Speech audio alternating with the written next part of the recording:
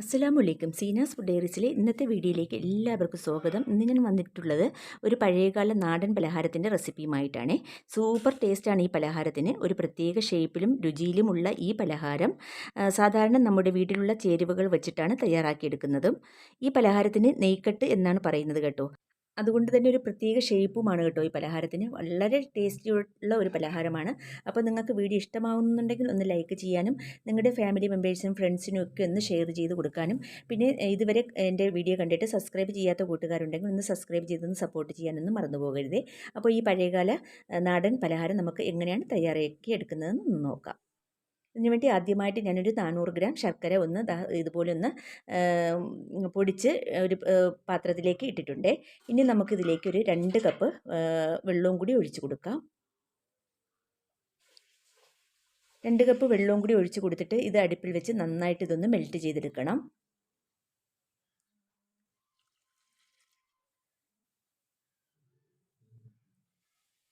അപ്പോൾ ഞാൻ ഇതിലേക്ക് 2 കപ്പ് വെള്ളം ഒഴിച്ച് കൊടുത്തിട്ടുണ്ട്. ഇനി നമുക്ക് നേരെ ഇത് അടുപ്പിൽ വെച്ച് ഇതൊന്ന് മെൽറ്റാക്കി എടുക്കാം.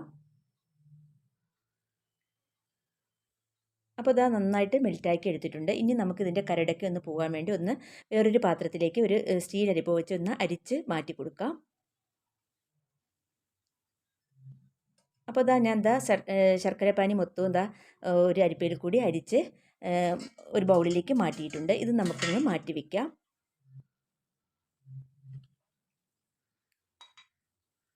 അപ്പോൾ അതിൽ നിന്നും കുറച്ച് ശർക്കരപ്പാവ് നമുക്ക് വേറൊരു പാത്രത്തിലേക്ക് മാറ്റി കൊടുക്കാം. ഒരു 1/4 കപ്പ് ശർക്കരപ്പാവ് കാണും കേട്ടോ. ഇനി നമുക്കൊരു പാൻ അടുപ്പത്ത് വയ്ക്കാം. പാൻ ഒന്ന് ചൂടാവുമ്പോൾ ഇതിലേക്ക് ഏകദേശം 1 കപ്പോളം ചിരകിയ തേങ്ങ നമുക്ക് ഇട്ട് കൊടുക്കാം. അതിനുശേഷം നമ്മൾ പ്രത്യേകം ഒരു പാത്രത്തിലേക്ക് മാറ്റി വെച്ചില്ലേ ആ ശർക്കരപ്പാവ് ഇതിലേക്ക് ഒഴിച്ചു കൊടുക്കാം. എന്നിട്ട് ഇത് ഒരു ലോ ഫ്ലെയിമിൽ വെച്ച് ഇതൊന്ന് നന്നായിട്ട് വറ്റിച്ചെടുക്കണം. എന്നിട്ട് ഈ തേങ്ങ നന്നായിട്ടൊന്ന് വരട്ടിയെടുക്കണം. അപ്പോൾ നന്നായിട്ട് ഇതുപോലെ ഒന്ന് ഇളക്കി കൊടുക്കുക.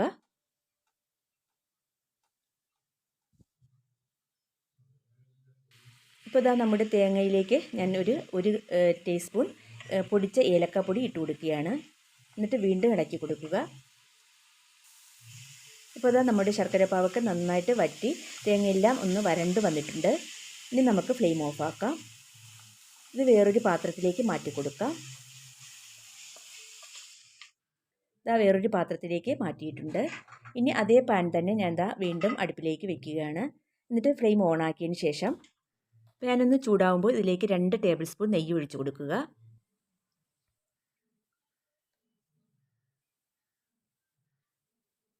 2 ടേബിൾ സ്പൂൺ നെയ്യ് ഒഴിച്ച് കൊടുത്തതിന് ശേഷം അതൊന്ന് ചൂടാവുമ്പോൾ നമുക്കിതിലേക്ക് കുറച്ച് കാഷ്യൂസും കുറച്ച് റൈസിൻസൊക്കെ ഇട്ടൊന്ന് ഫ്രൈ ആക്കി എടുക്കാം. ഇനി നമുക്കിതിലേക്ക് 2 ടേബിൾ സ്പൂൺ കാഷ്യൂനട്ട് ഇട്ട് കൊടുക്കാം. അതുപോലെ തന്നെ 2 ടേബിൾ സ്പൂൺ റൈസിൻസും ഇട്ട് കൊടുക്കാം. നമ്മുടെ കയ്യിലുള്ള റൈസിൻസൊക്കെ ഇട്ട് കൊടുക്കാം കേട്ടോ. ഞാനിപ്പോൾ കിസ്മിസ് മാത്രമേ ഇട്ട് കൊടുക്കുന്നുള്ളൂ. ഇനി നന്നായിട്ട് ലോ ഫ്ലെയിമിൽ വെച്ച് ഒന്ന് ഇളക്കി കൊടുക്കുക. കിസ്മിസൊക്കെ നന്നായിട്ടൊന്ന് മൂത്ത് വരുന്ന സമയമാവാറാവുമ്പോൾ നമുക്കിതിലേക്ക് 1 ടേബിൾ സ്പൂൺ കറുത്ത എള്ളിട്ട് കൊടുക്കാം.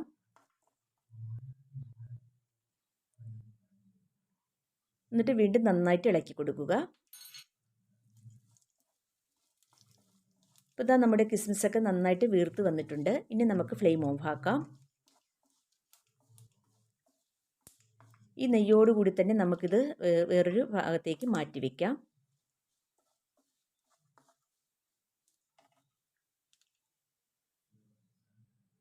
ഇനി വേറൊരു ബൗൾ എടുക്കുക. ഇതിലേക്ക് 2 കപ്പ് വറുത്ത അരിപ്പൊടി, നമ്മുടെ പത്തിരിക്കും ഇടിയപ്പത്തിനൊക്കെ എടുക്കുന്നില്ലേ അതേ അരിപ്പൊടി തന്നെയാണ് കേട്ടോ. അത് 2 കപ്പ് ഇതിലേക്ക് ഇട്ട് കൊടുക്കുന്നുണ്ട്. 250 ml മെഷറിംഗ് കപ്പിനാണ്. ഇനി നമുക്ക് ഈ അരിപ്പൊടിയിലേക്ക് ആവശ്യത്തിനുള്ള ഉപ്പ് ഇട്ട് കൊടുക്കാം.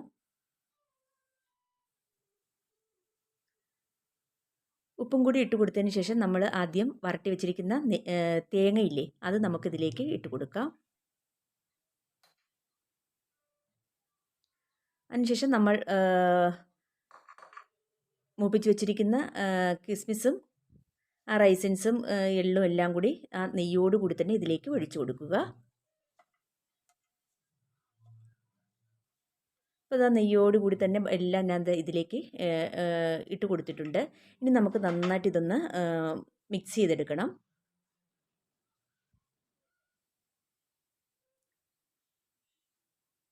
അപ്പോൾ ഒരു സ്പാച്ചിൽ വെച്ചോ സ്പൂൺ വെച്ചോ നന്നായിട്ട് ഇതൊന്ന് മിക്സ് ചെയ്തെടുക്കാം.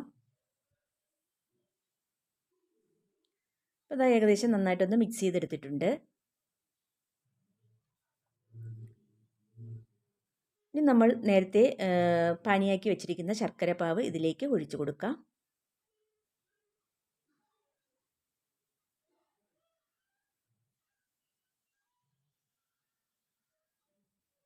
എന്നിട്ട് നന്നായിട്ട് ഇളക്കി കൊടുക്കുക. കട്ടയൊന്നും ഇല്ലാത്ത രീതിയിൽ നന്നായിട്ട് ഇളക്കി കൊടുക്കാം. അപ്പോൾ ബാക്കി ഇരുന്ന ആ ശർക്കരപ്പാവും കൂടി ഒഴിച്ചു കൊടുക്കുന്നുണ്ട്. എന്നിട്ട് നന്നായിട്ട് ഇളക്കി കൊടുക്കുക. അപ്പോൾ ഈ ശർക്കരപ്പാവ് മാത്രം പോരാ കേട്ടോ, നമ്മുടെ ബാറ്റർ നന്നായിട്ടൊന്ന് വളരെ അങ്ങ് തിക്കുമല്ല എന്നാൽ വളരെ ലൂസും അല്ലാത്തൊരു കൺസിസ്റ്റൻസിയിലാക്കി എടുക്കണം. ആദ്യം നമുക്കിതൊന്ന് നന്നായിട്ടൊന്ന് മിക്സ് ചെയ്തെടുക്കാം.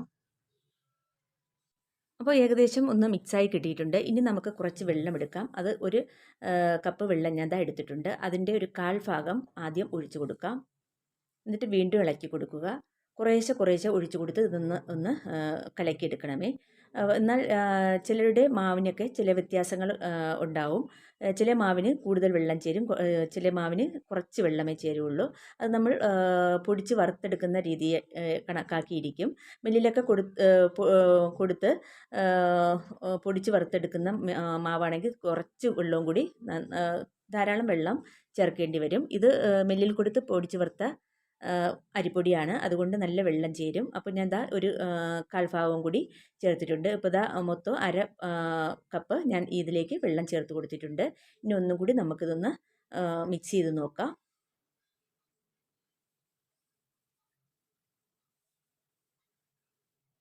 അപ്പോൾ നന്നായിട്ടൊന്ന് മിക്സ് ചെയ്തെടുത്തിട്ട് വീണ്ടും ഇത്തിരി കൂടി വെള്ളം ചേരും. ഇത് പോരാ, നമുക്ക് ഇനി കുറച്ചുകൂടി വെള്ളം ചേർത്ത് കൊടുക്കാം. അപ്പോൾ അതിൻ്റെ 1/4 ഭാഗം കൂടി ചേർത്ത് കൊടുത്തിട്ടുണ്ട്. അപ്പോൾ ഏകദേശം 3/4 ഭാഗത്തോളം വെള്ളം ചേർത്ത് കൊടുത്തിട്ടുണ്ട്. വീണ്ടും നന്നായിട്ടൊന്ന് മിക്സ് ചെയ്തെടുക്കാം.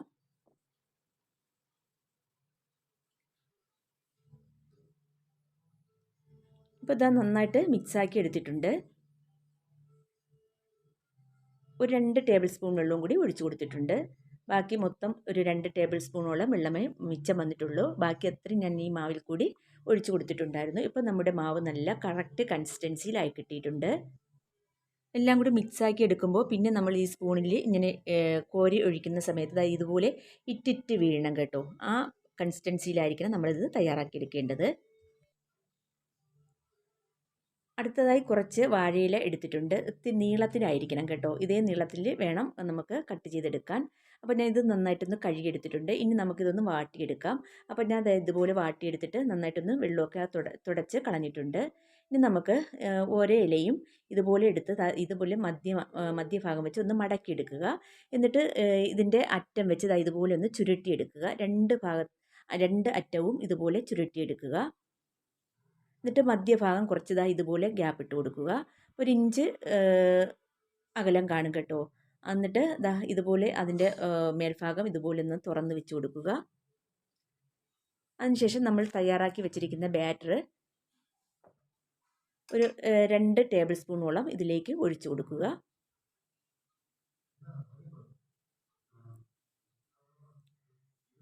അപ്പോൾ 2 ടേബിൾ സ്പൂൺ മാവ് ഞാൻ ഇതിലേക്ക് ഒഴിച്ചു കൊടുത്തിട്ടുണ്ട്. ഇനി നമുക്ക് ഇതുപോലെ ഒന്ന് ചുരുട്ടി പിടിക്കുക. ചുരുട്ടി പിടിച്ചതിന് ശേഷം ഇത് ഒരു വാഴനാര് കൊണ്ട് തന്നെ നന്നായിട്ടൊന്ന് കെട്ടിക്കൊടുക്കാം. ഇതുപോലെ ഒന്ന് കെട്ടിക്കൊടുക്കുക കേട്ടോ.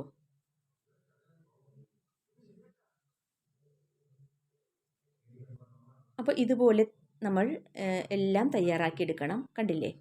ഇത് നമ്മൾ ആവിയിൽ വേവിച്ചെടുക്കുമ്പോൾ ഒന്ന് ലീക്കായി പോവുകയോ പൊട്ടിപ്പോവുകയോ ഒന്നും ചെയ്യില്ല. ഇത് നമുക്ക് മാറ്റി വയ്ക്കാം. അടുത്തത് ഇതുപോലെ രണ്ടായിട്ട് മടക്കിയിട്ട് രണ്ടറ്റവും ഇതുപോലെ ചുരുട്ടിയെടുത്തിട്ട് എന്നിട്ട് മധ്യഭാഗം ഇതുപോലെ തുറന്ന് വെച്ച് കൊടുത്തിട്ട് 2 ടേബിൾ സ്പൂൺ ഇതുപോലെ മാവ് ഒഴിച്ചു കൊടുക്കുക. എന്നിട്ട് എല്ലാം കൂടി ചുരുട്ടി പിടിച്ചതിന് ശേഷം ഒരു വാഴനാര് കൊണ്ട് നമുക്ക് നന്നായിട്ട് ഇതൊന്ന് കെട്ടി വെച്ച് കൊടുക്കാം. ഇതുപോലെ തന്നെ ബാക്കിയുള്ള എല്ലാം നമുക്ക് ചെയ്തെടുക്കാവേ.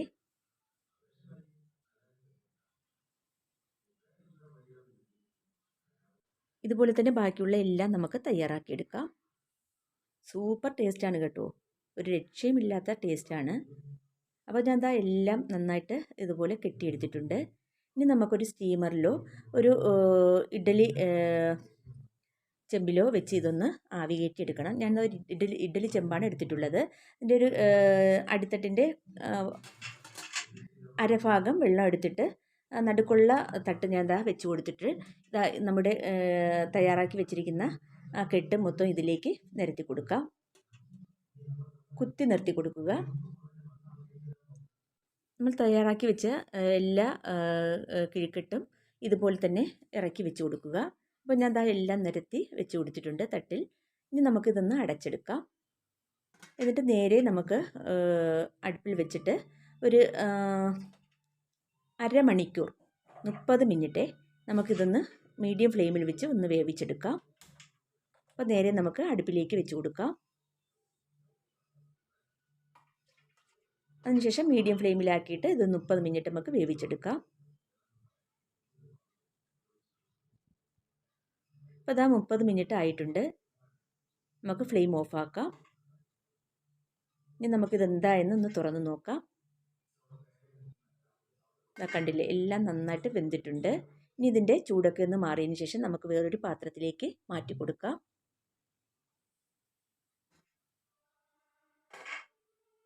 അപ്പോൾ ഞാൻ ദാ വേവിച്ച നമ്മുടെ പലഹാരം മൊത്തം ഞാൻ ദാ പ്ലേറ്റിലേക്ക് മാറ്റുന്നുണ്ട്. വളരെ ടേസ്റ്റി ആയിട്ടുള്ളൊരു പഴയകാല വിഭവമായ ഒരു പലഹാരമാണ് കേട്ടോ ഇത്. ഇതിന് പറയുന്നത് നെയ്ക്കെട്ടെന്നാണ്. അതുകൊണ്ട് തന്നെ ഒരു പ്രത്യേക ഷേപ്പിലുമാണ് ഈ പലഹാരം ഇരിക്കുക. അപ്പോൾ ഇതാ നന്നായിട്ട് ചൂടാറിയിട്ടുണ്ട്. ഇനി നമുക്കിതിൻ്റെ കെട്ടെന്ന് അഴിച്ചതിന് ശേഷം നമുക്ക് എന്തായെന്ന് ഒന്ന് തുറന്ന് നോക്കാം. അപ്പോൾ ഇതാ നമ്മുടെ പലഹാരം കണ്ടില്ലേ, നന്നായിട്ട് വെന്തിട്ടുണ്ട്. നല്ല സോഫ്റ്റാണ് കേട്ടോ ഈ പലഹാരത്തിന്. നെയ്യും കിസ്മിസും അണ്ടിപ്പരിപ്പും ഒക്കെ ചേർത്തിരിക്കുന്നതുകൊണ്ട് നല്ല ടേസ്റ്റാണ്. കൂടാതെ എള്ളുമൊക്കെ നമ്മൾ ചേർത്തിട്ടില്ലേ. ഇനി നമുക്കിതൊന്ന് പാത്രത്തിലേക്ക് വെച്ച് കൊടുക്കാം. ഇതുപോലെ തന്നെ ബാക്കിയുള്ള എല്ലാം നമുക്ക് ഇലയിൽ നിന്ന് മാറ്റി പ്ലേറ്റിലേക്ക് ആക്കി കൊടുക്കാം. അപ്പം ഞാൻ ദാ എല്ലാം പ്ലേറ്റിലേക്ക് ആക്കി കൊടുത്തിട്ടുണ്ട്. നമ്മുടെ സൂപ്പർ ടേസ്റ്റി ആയിട്ടുള്ള നമ്മുടെ പഴയകാല ഒരു നാടൻ പലഹാരം ഇവിടെ റെഡി ആയിട്ടുണ്ട്. എല്ലാവരും ഒന്ന് ട്രൈ ചെയ്യുക കേട്ടോ. നല്ല ടേസ്റ്റാണ്, നല്ല മണവുമാണ് വേവിച്ചെടുക്കുമ്പോൾ. അപ്പോൾ ഇതിൽ നിന്ന് ഞാനൊന്ന് കട്ട് ചെയ്ത് കാണിച്ചു തരാം.